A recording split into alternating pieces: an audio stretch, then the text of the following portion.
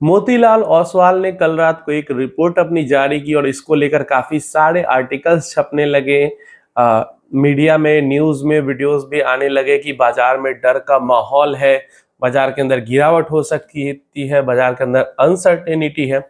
अब देखो, अनसर्टेनिटी तो स्टॉक मार्केट का नेचर ही है। अच्छा, पहले रिपोर्ट क्या था वो मैं जरा आपको बता देता हूं। तो मोतीलाल ओसवाल जो ब्रोकरेज हाउस है, उसकी रिपोर्ट के मुताबिक जो जुलाई का जो महीना है, वहां पे जो कैश होल्डिंग है mutual fund, equity mutual fund schemes की, जो टॉप 26 फंड हाउसेज हैं, उनकी जो कैश होल्डिंग है वो काफी ज्यादा हाई हो चुकी है। एंड जून के महीने से जुलाई के महीने में और ज्यादा जंप देखने को मिला, जहां जून के महीने में 62,000 करोड़ के आसपास टोटल कैश होल्डिंग थी इक्विटी म्यूचुअल फंड्स की, फंड हाउसेस की टॉप 26।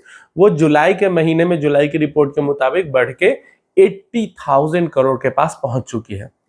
मतलब कि बहुत ज्यादा पैसा आ रहा है फंड हाउसेस के पास, और फंड हाउसेस मार्केट को लेकर थोड़ा सा कॉशियस है, और इस कारण उन्होंने कैश होल्ड करके रखा। अब एसबीआई म्यूचुअल फंड और आदित्य बिरला म्यूचुअल फंड, ये दो ऐसे म्यूचुअल फंड हाउसेस हैं जिनकी जो कैश एयूएम है उसके अंदर कमी आई है। मतलब इनका जो कैश होल्डिंग है वो जून के महीने से जुलाई के महीने में कम हुआ है, घटा है। मतलब इन्होंने इन्वेस्ट किया मार्केट के अंदर।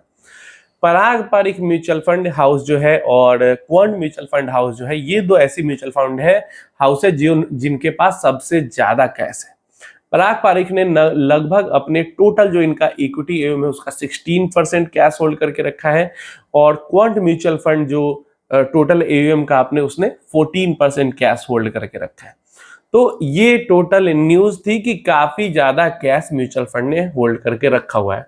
अब इसको निगेटिव वे में दिखाया ऐसे जा रहा है कि मार्केट के अंदर क्रैश हो सकता है, अनसर्टेनिटी है, इसीलिए म्यूचुअल फंड हाउसेज ने काफी सारा पैसा रोक के रखा है, इन्वेस्ट नहीं कर रहे।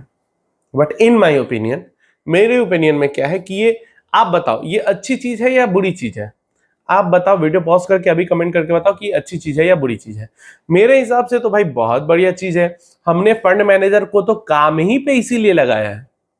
फंड मैनेजर को इसीलिए हम पैसा दे रहे हैं ना कि वो आगे अपनी समझदारी दिखा के इन्वेस्ट करे। जब उसके लगे कि मार्केट ओवर वैल्यूड हो गई है तो थोड़ा कैश रोक ले, जब अंडर वैल्यूड है तो ज्यादा कैश डाल दे, थोड़ा सेक्टर रोटेट करे, ये सब करे। इसीलिए तो हमने फंड मैनेजर को वहां पे बिठाया हुआ है।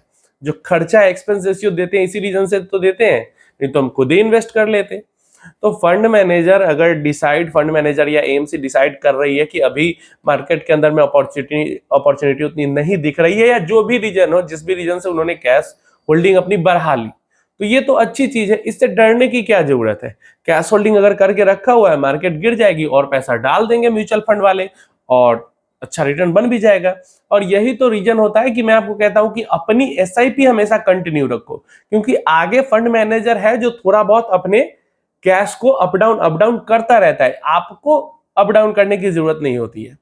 तो ये चीज समझने की जरूरत है। यहाँ पे अगर ये जो 80,000 करोड़ का कैश होल्ड करके रखा हुआ है म्यूचुअल फंड हाउसेज ने, बुरी खबर की तरह जैसे इसको दिखाया जा रहा है, निगेटिव खबर की तरह दिखाया जा रहा है, मुझे ये बिल्कुल भी निगेटिव खबर नहीं लगती। मुझे तो लगता है कि बहुत बढ़िया है, बहुत बढ़िया। कुछ कर तो रहे हैं एक्टिवली, फंड को तो हम पैसा ही यही दे रहे हैं ना, तो इंडेक्स फंड में लगा लेते हैं, सीधा पैसा जाता रहता है। एक्टिव फंड्स को तो पैसा ही दे रहे हैं कि वो अपना ब्रेन यूज करके अच्छे से इन्वेस्ट करके अच्छा रिटर्न जनरेट करके दे।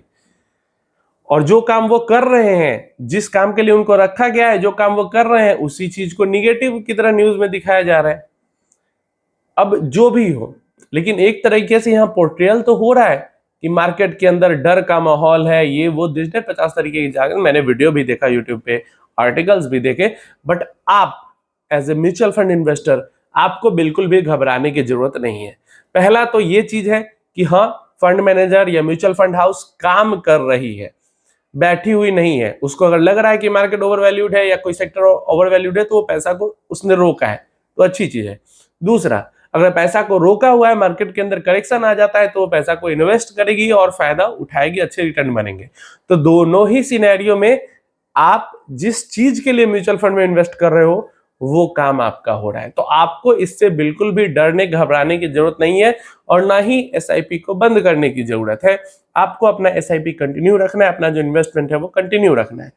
अब कई लोग ये भी कह रहे हैं कि इतना ज्यादा पैसा एसआईपी रूट से जा रहा है म्यूचुअल फंड के पास कि उनके पास इन्वेस्टमेंट के लिए अपॉर्चुनिटी ही नहीं बन रही है। तो देखो, ज्यादा पैसा जाएगा तो वो धीरे धीरे करके इन्वेस्ट करेंगे ही। अब बैंक में पैसा रख के क्या फायदा, साल का 2% बैंक में रख के मिलेगा। अब हम यहाँ पे समाज सेवा के लिए तो अपना पैसा काम कर रहे हैं, पैसा से पैसा बनाने के लिए ना, समाज सेवा के लिए जो पैसा देना होगा वो तो हम अलग दे ही देते हैं, जो हमें डोनेशन करना होता है वो तो हम अलग कर लेते हैं, लेकिन जो पैसा हम अपनी सेफ्टी के लिए, अपने ग्रोथ के लिए हम इन्वेस्ट कर रहे हैं वो तो अच्छी जगह इन्वेस्ट करें। बैंक में रख के पैसा से कुछ होने जाने को है नहीं, तो अपनी एसआईपी को कंटिन्यू रखें। वहां पे फंड मैनेजर बैठे हुए हैं, वो डिसाइड कर रहे हैं कब इन्वेस्ट करना है, कब होल्ड करना है, कब सेक्टर को चेंज करना है, कब मार्केट कैप वाइज स्टॉक को चेंज कर रहा है, कब लार्ज में एक्सपोजर बढ़ाना है, कब स्मॉल में बढ़ाना है, सब वो देख रहे हैं बैठ के। हमें बस इन्वेस्टमेंट करना है और अपने जॉब बिजनेस पे ध्यान देना है। इसको आपको पॉजिटिव की तरह देखना चाहिए, इसको आपको निगेटिव की तरह नहीं देखना चाहिए। बाकी आपकी मर्जी, आप अपनी राय इसके बारे में नीचे कमेंट बॉक्स में दे सकते हो।